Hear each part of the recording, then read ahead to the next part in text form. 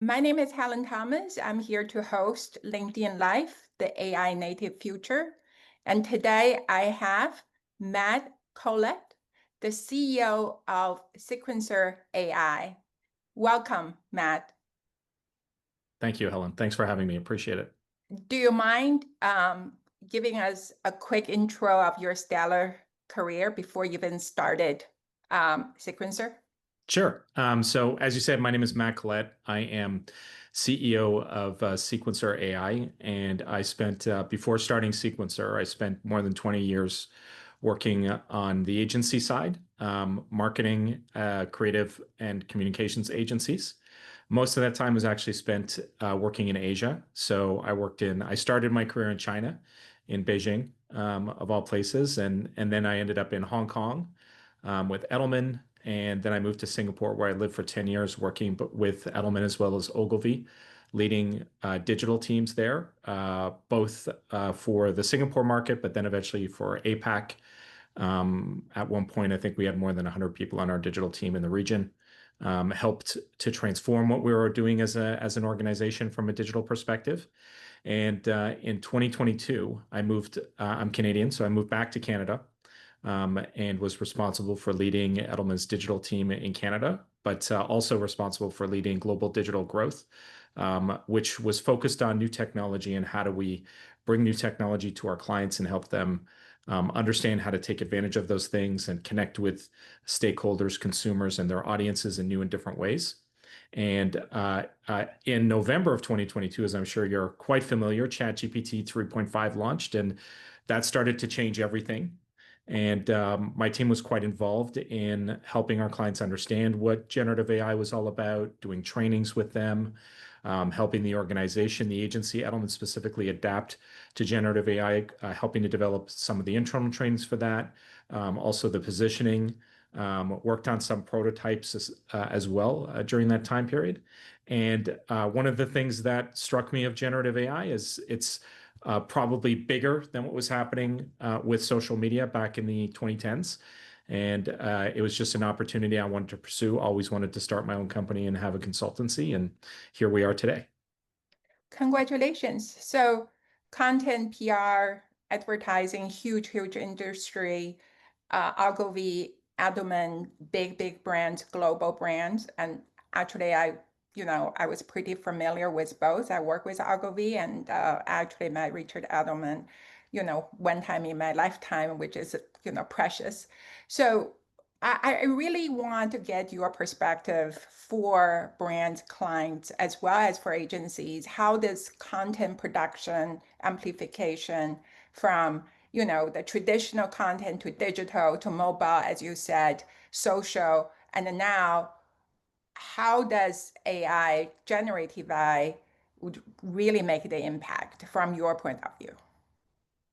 I think it impacts organizations, agencies in a huge number of ways.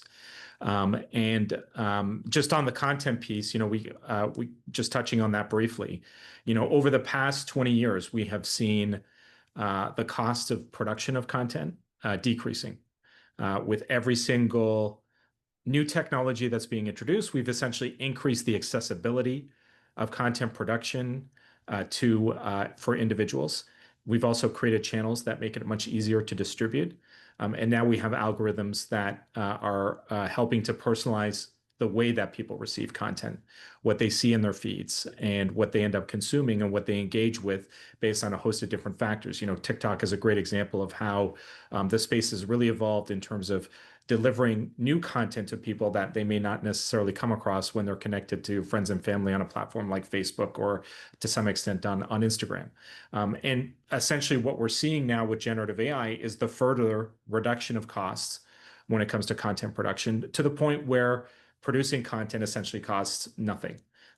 Except for, we're talking pennies on the dollar versus, hundreds of thousands of dollars to create ads, right? And Kalshi, which is the prediction network during the NBA Finals, produced a 30-second spot entirely with Google VO3 that ended up running, celebrating and cheering for both teams that were in the final. And that's one of the first examples of an entirely AI-produced ad that we've actually seen hit the airwaves. An early pioneer in this space was also Coca-Cola with their Christmas ad a lot earlier. But this ability to produce content at scale, to do it very, very quickly, to do it very efficiently at low cost, is essentially taking us into an era of what I've been calling infinite content. And that changes dynamics for agencies. It changes that dynamics for clients, but also as far as it relates to advertising, but also when it comes to communication, because now the risk landscape is a lot larger, and the way that algorithms serve content actually presents new risks and new ways that they have to go about detecting those things and preparing for them. Infinite content. That's Yeah, the first infinite time I content. heard it. Yeah. So infinite to some degree, we talk about like classic marketing, we talk about consistency, we talk about how new message takes the time to resonate. When you talk about the infinite, um, how I understand it is like you actually can do things very, they call it progressive or proactive. It's like you can adapt. You literally could send different ads for the same brand to different people because of the algorithm and all that. Yeah, that's So right. how do you have sort of a um, more of tactics in terms of how infinite content get, produced and served? Do you have concrete example you could share with audience? Well, you have the delivery systems aren't quite there yet, and we're Okay, not in a state of infinite content yet, but we're quickly approaching that. Within the advertising communication space, marketing, we've been talking about this idea of one-to-one personalized experiences and content for a really long time, right? 100%. And achieving that scale is what is the barrier to unlocking personalization. Most organizations, most companies, they'll have a PowerPoint presentation somewhere that defines the 10 different segments that they're trying to connect with, right? And essentially what we've done is we've taken groups of people and we've put them into these buckets that define who they are and how likely they are to purchase our products and how we need to appeal to them in order to drive them down the purchase funnel, right? And what we're moving to with generative AI, not only its ability to create content, but its ability to drive scale as far as messaging and personalization, is that state of infinite content where you're moving into a world of one-to-one communication. How that gets delivered through channels, I think, is one big challenge that remains to unlock that. But you've already got dynamic content optimization platforms where you can now serve out content to an increasingly large number of segments. So we're going from 10 to 100 to 1,000, and eventually we will have 10,000, 100,000, millions of different segments of audiences that we're able to target at a very micro level, approaching that one-to-one engagement and interaction. And so infinite content is about the scale of what we're able to produce, in terms of the outputs, but also how we're adapting messaging and how that messaging is actually getting changed based off the interactions of the user and how we have identified their unique journey through the purchase funnel versus anybody else. Fascinating. So, Would you like to share more about sequencer AI and how your agents, how your business kind of fit in this whole yeah, so transformation? we started talking about content and the world of advertising, and I've actually had a couple of conversations around that recently, which I think are fascinating in terms of where clients are going, companies are going. But just to summarize it quickly for you, at Sequencer, we focus on working with marketing, communications, and sales teams specifically. So we're carving out this niche to help them adopt those teams, those functional teams and agencies, to adopt and scale the use of generative AI within their teams and their organizations. And the needs of marketing teams, communications teams, sales are all different from one another, but they're also different from any other function within an organization. And in order for us to really deliver ROI from the application of generative AI, we need to make sure that that application is relevant to those functional teams and also addresses the unique barriers and constraints and opportunities that exist in each one of those companies. And so we actually work and partner with clients to help them scale and adopt generative AI. And we do that through a number of different services, whether that be training and enablement, change management, building and creating strategies and roadmaps for generative AI adoption. We'll also work with companies to help them optimize their content for generative AI search. And we also will create prompt libraries for companies so that they can deploy and use them very, very quickly. And finally, we do content for companies as well. So a range of different services that are really in the consultative space.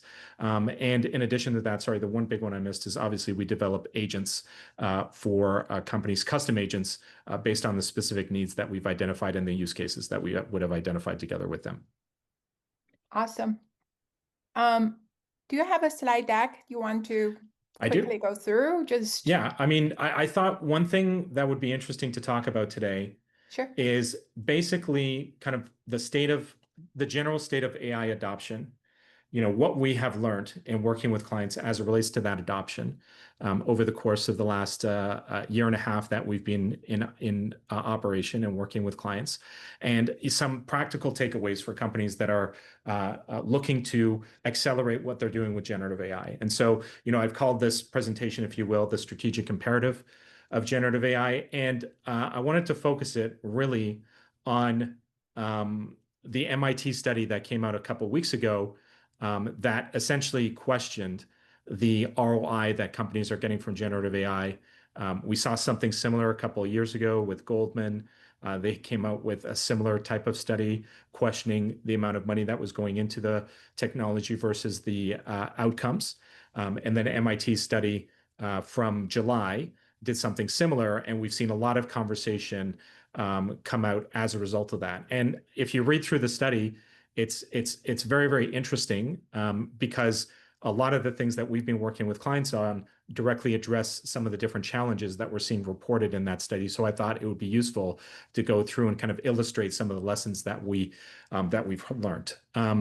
For me, one of the things I come back to time and time again is, where we are in the journey of adoption. And while we're seeing technology adoption curves accelerate quite quickly over time, one of the things that we have, and that's especially true for generative AI, one of the things that we've seen happen over the last almost 3 years of this technology, of having this technology, is the companies have been experimenting with generative AI tools. They've deployed them internally. And what they have seen is that they've kind of proved a hypothesis, which is, would the application of generative AI within our enterprise workforce deliver productivity gains? And we're seeing anywhere from 20 to 50%. Some use cases, you get up to 80% productivity improvements, right?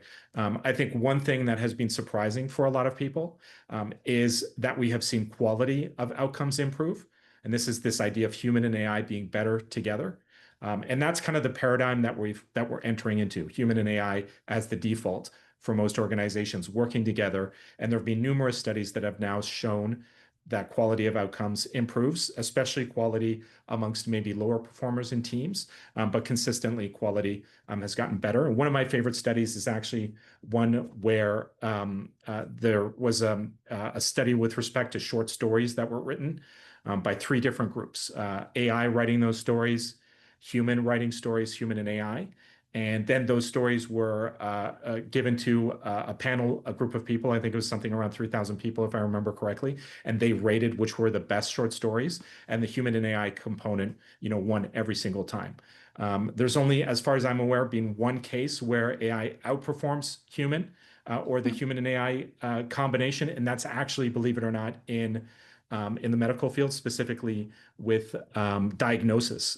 So AI has been shown to be more accurate in that scenario, but every other one, the combination of human and AI, is generally the outcome that delivers the best outcomes. So if we have proven that generative AI drives productivity gains, if we have also seen that generative AI is driving quality, the question is not, should we adopt generative AI, but it is how we should adopt it. And that's really what the MIT study explored.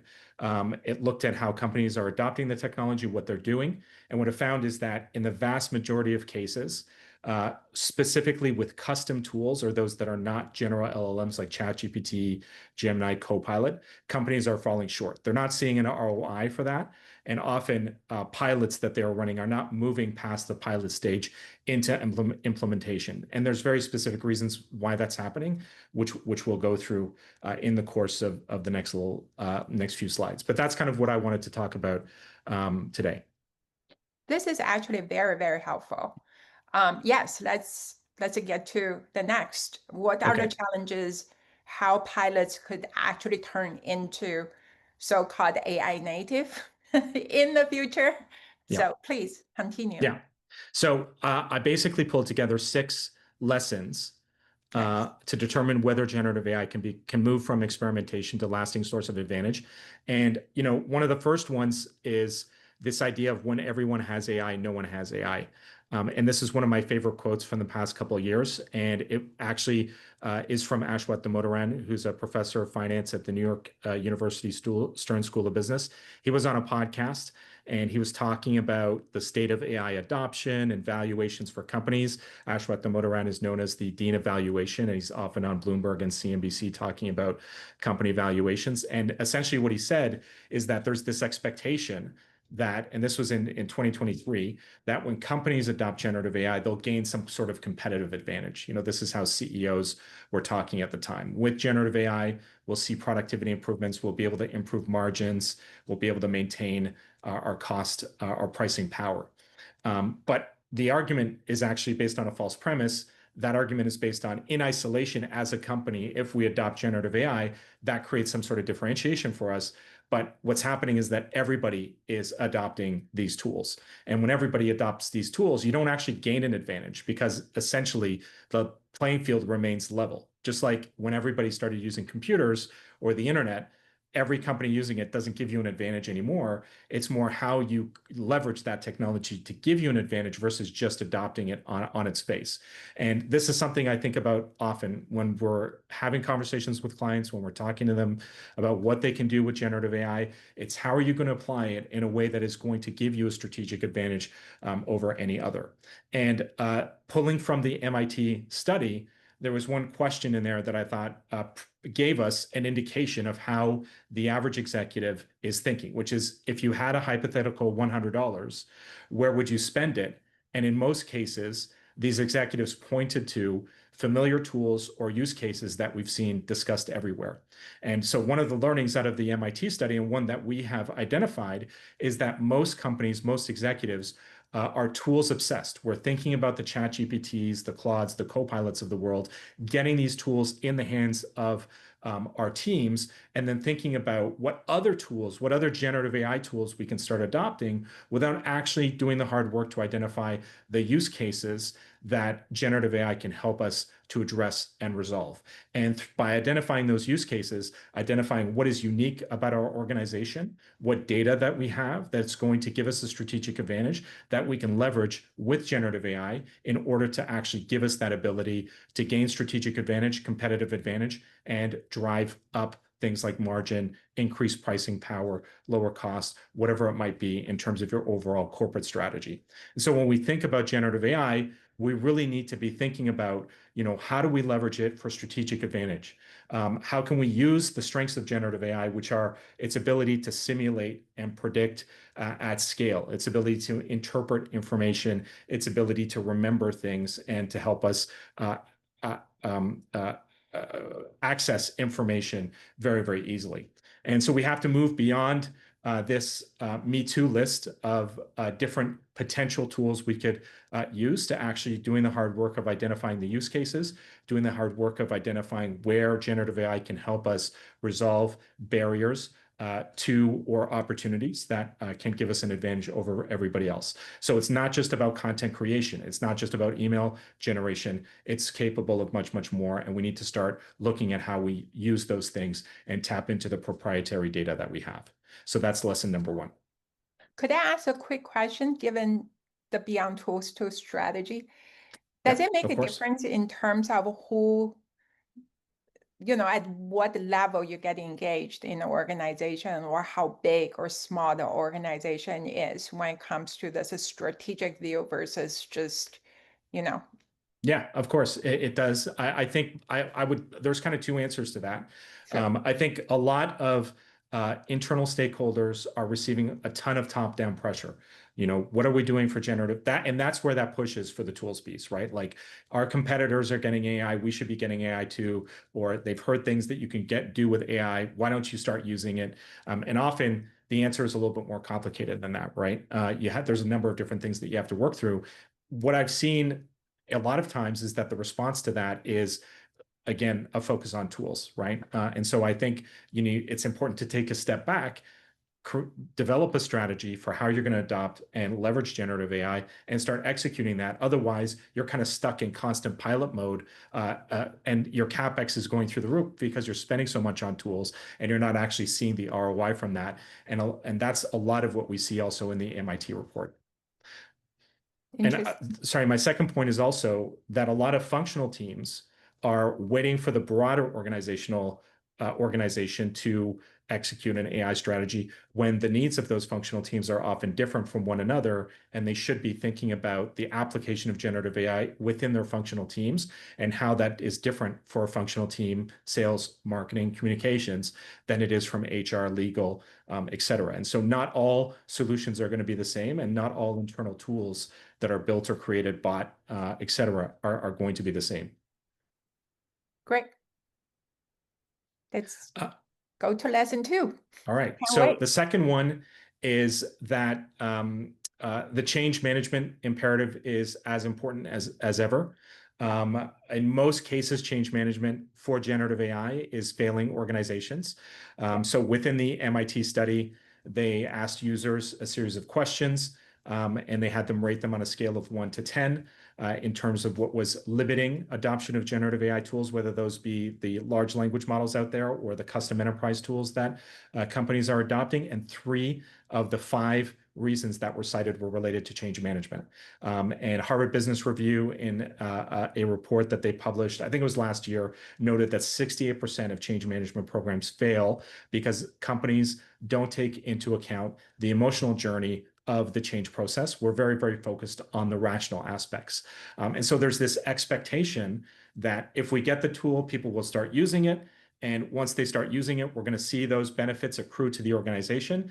And generative AI is like any other technology shift that we've had in the past. We need to spend the time to engage with people, to demonstrate to them how this technology can benefit them, incentivize them to do so, and go through the change management process.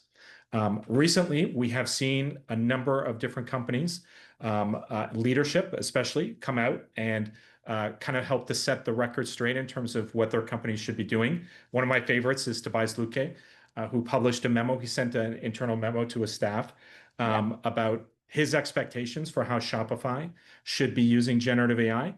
And this is a great thing for any leader to do, to normalize the use of generative AI, to signal that they're using it as well, to encourage people to experiment.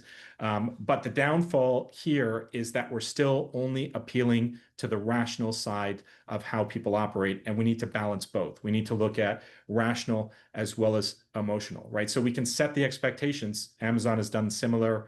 We've seen other companies do very, very similar things. We can set the expectation that generative AI should be used. We can set the expectation that people should be learning it, and we can give them the tools, but we have to go beyond that. We have to involve people as part of that change management approach, and we have to appeal to the rider and the elephant. And so the rider is that rational side of us, the thinking side, the one that says, yes, it makes sense that we're going to save 20%, drive 20% productivity by using generative AI. But we also need to make sure that we're appealing to the emotional side, which is, why should I invest in using this tool? How is it going to benefit me in terms of my career, in terms of how my role here at this company is going to evolve, and help me succeed, right? And so we need to do things like create champions, celebrate wins that we have, involve people as part of the pilot process, and to identify, going back to point number 1, lesson number 1, where are the needs and the use cases that we should be addressing, and empower people to do those things. And so we need to balance both the elephant and the rider. And that is really lesson number 2 that we pull from the MIT study, as well as the work that we've been doing with companies. Quick question with lesson 2. With your experience, how do you think this process, how long that process is in terms of this, emotional journey? It's like how long is a piece of string? It's kind of it depends on the company and the organization. Yeah, I would say, if you at a minimum start thinking about the emotional side, because that is just going to accelerate adoption. It's going to result in more people using the tools, more people sharing best practices. We don't see people doing that a lot because they're afraid, and that's another lesson that we have in here. They're afraid to talk about how they're using generative AI. And so we need to actually start to enable people to do those things, to harness the people within the organization to drive adoption. that's a great insight. Thank you. Of course. Okay, so the third one is I thought there was actually quite a good section within the study that talked about what are some of the features and functionality within enterprise AI tools that are not living up to expectations for users. And so what we have seen is that users have a preference for the generic large language models than they do enterprise tools because they feel, and this partly is perception, that these tools perform better. They feel that those tools learn from their inputs. They remember things that they've told them, that they have put, like I've heard this a lot from people. I've been training my own ChatGPT because they feel that whenever they put an input, it's helping to train the model. And whether that's true or not is kind of a secondary thing. But now there's an expectation because of what these large language models are able to do, that those features are standard part of any enterprise tool. And what users are finding with enterprise tools is that they're not able to do the same things that they see with respect to the ChatGPTs, Claudes, or Geminis of the world. And so what they're doing is that they're not adopting those tools and they're defaulting back to the ChatGPTs, et cetera. And so when we think about building these tools, things like context, memory, the ability of these tools to learn becomes very, very important. One of the quotes that was included in the study is, our purchased AI tool provides rigid summaries with limited customization options. With ChatGPT, I can guide conversation and iterate until I get exactly what I need. And so there's a certain brittleness to these enterprise tools that just does not help the user. And that's why they keep going back to these other tools. And that's another reason why we're seeing these pilots fail. And so as organizations start thinking about custom tools, there's things that become super important, as I mentioned: memory, context windows, the ability of the models to learn and adapt over time. And if you're thinking of features and functionality, these are the things that you have to prioritize, because those tools are the ones that succeed within enterprise deployments versus those that are not able to do it. This actually surprised me because I would have thought that with enterprise AI, the organization, IT, or whoever leading the initiatives would for sure build the RAG or contextual, environment and the loop with the enterprise AI. So this is fascinating. Yeah, I mean, Thank you for sharing. yeah, there's one part actually that talks about some of these tools of how they're basically GPT wrappers, right? They're Yeah, a front end sitting on top of a ChatGPT OpenAI API, and they're sending so it's using the same language model at the end of the day, but because of that lack of memory, that lack of ability to learn, the user feels that the quality of the experience is not as good as what they can get from a generic LLM tool that's out there. that's fair. Yeah.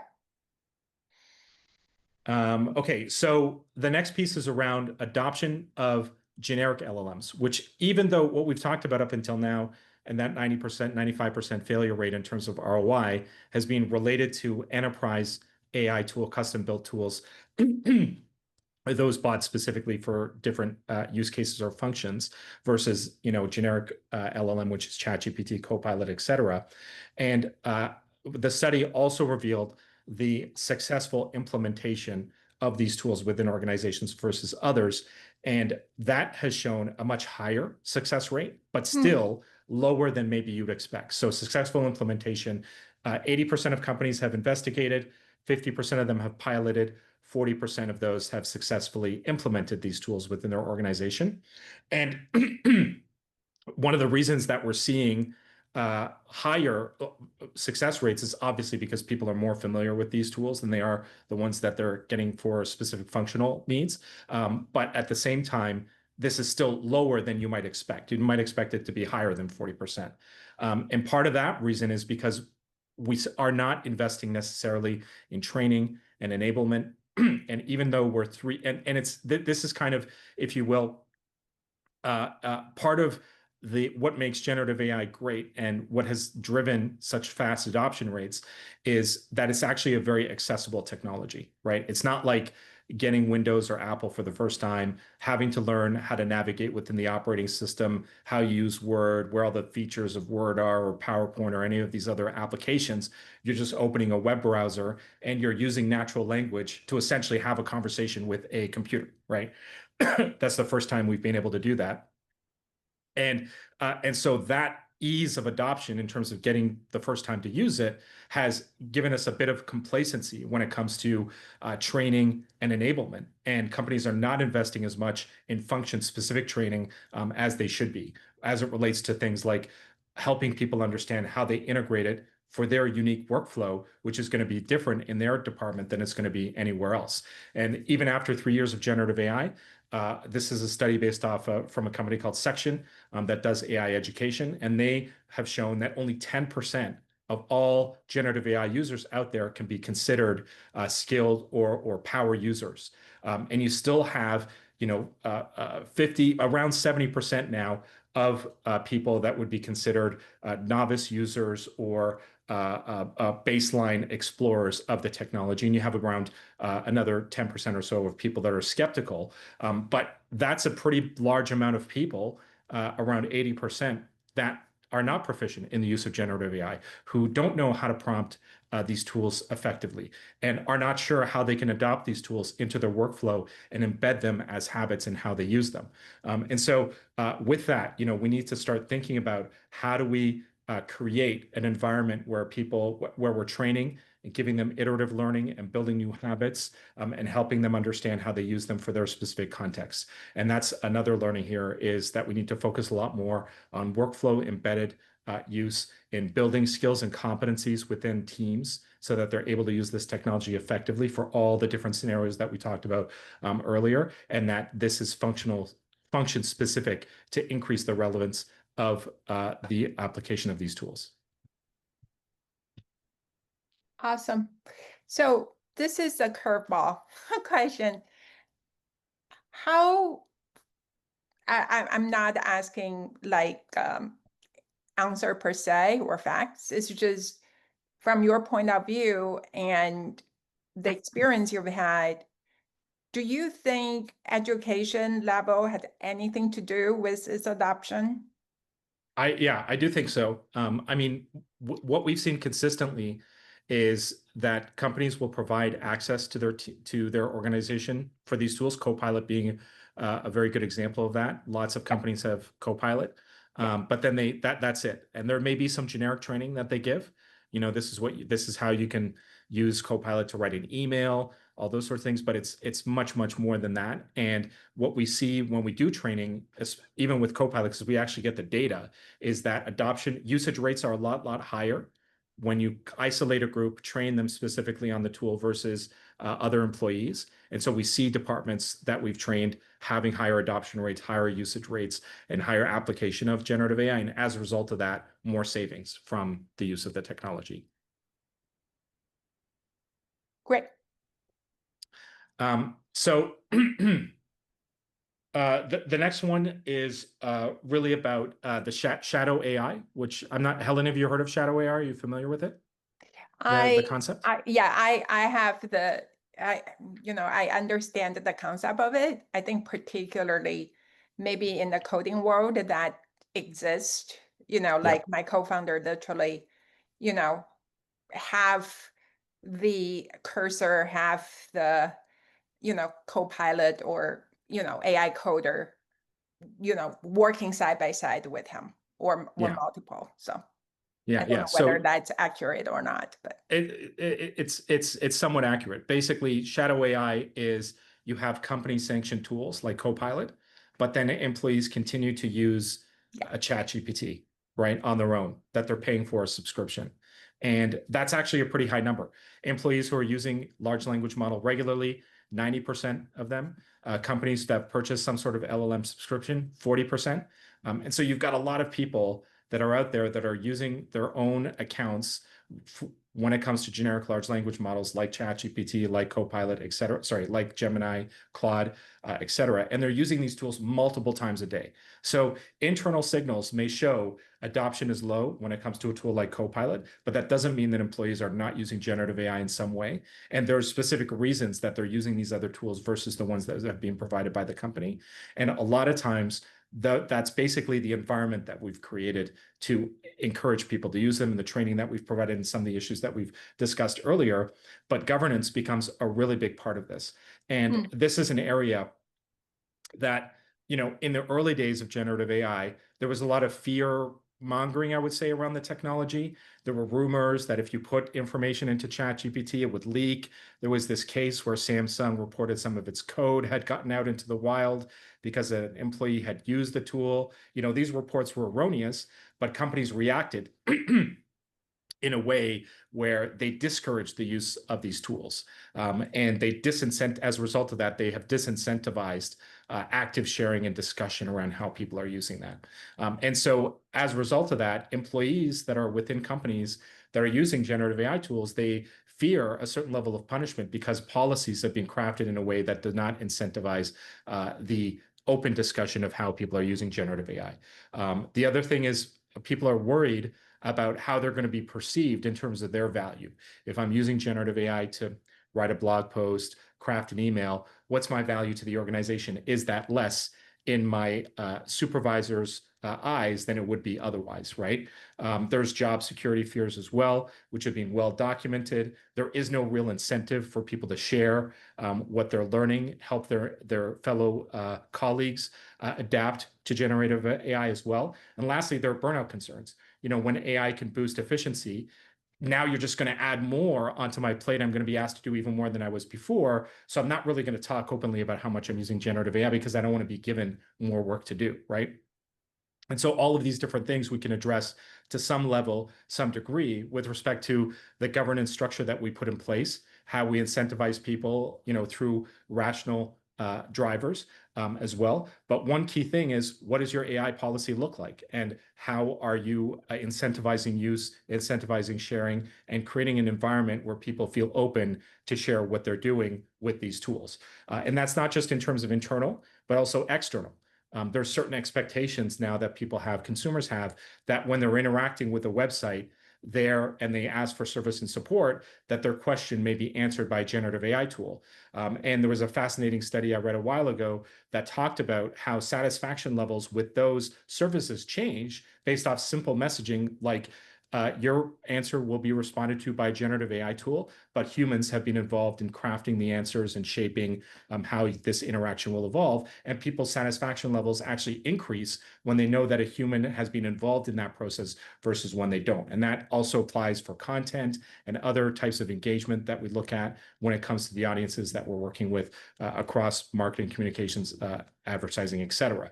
And so we really need to think about how we're disclosing our use of AI, how we're messaging that use of AI, and how we're incentivizing people internally to share how they're using these tools so that they can help everybody level up and benefit from this technology.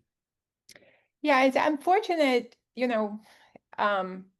there's this negative perception, but like everything else with transformative technology, I think this is kind of inevitable in terms of the transformation, and this is why your service, consulting, and training, are necessary for organizations. Yeah.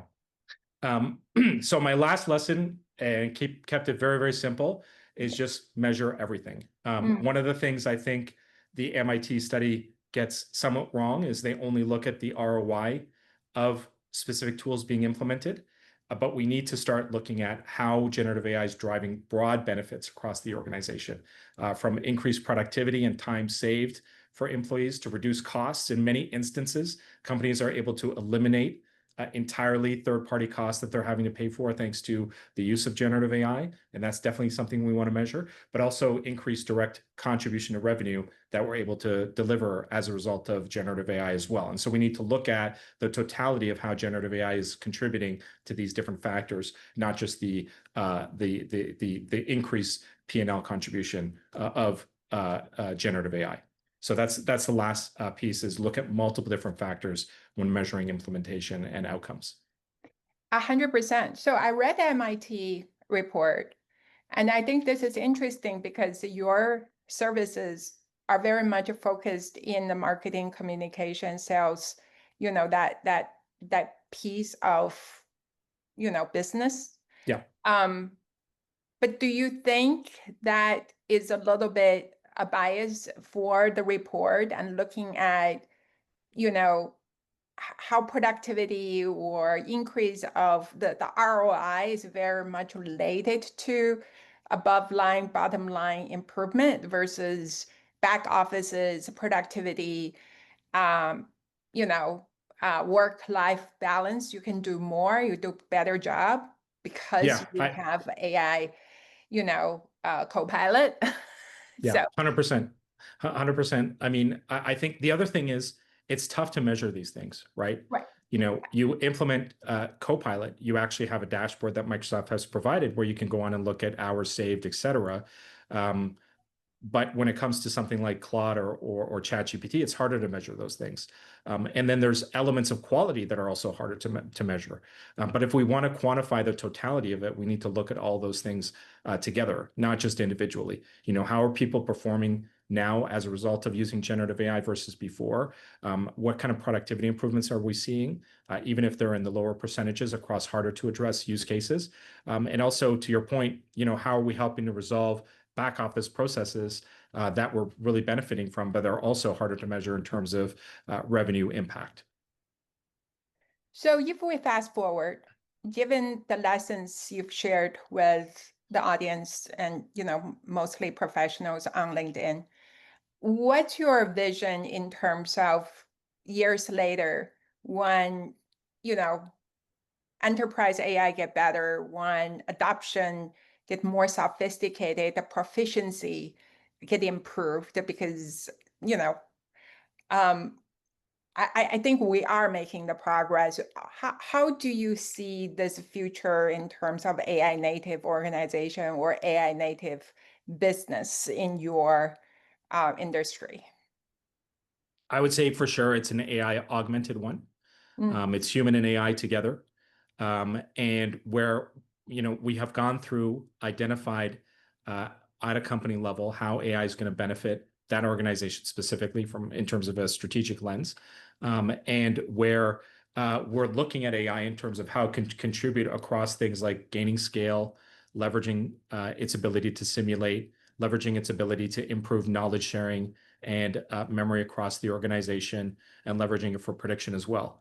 If we take one specific use case, which is issues and crisis management, which is something I'm talking about tomorrow, we've seen the landscape of issues and risk management evolve quite significantly to the point now where you have smaller issues that are actually really eroding company reputation, and where these issues and crises are happening quickly and impacting organizations. Well, with generative AI, we can actually simulate what those outcomes may be based on the regulatory environment, what's happening, culturally, what those organizations are doing in terms of investment, et cetera, and actually get a lot better at managing complexity and risk than we had previously. And so it's how do you use the strengths that AI provides beyond just the ability to create content, to actually address all of the different ways that a company engages with its stakeholders, whether that be for sales, marketing, or communications. Great.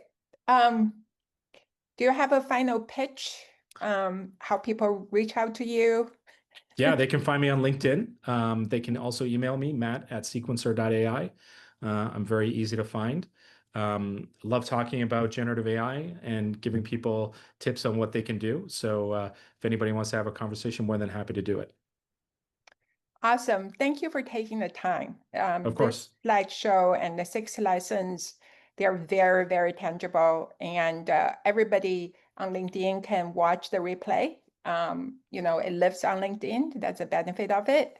And thank you so much for taking the time. And Yeah. please, everybody, reach out to Matt. Clearly, they have a methodology and a lot of experience to lead this strategic imperative of generative AI. Thank you. Thank you, Matt. Thank you, Helen.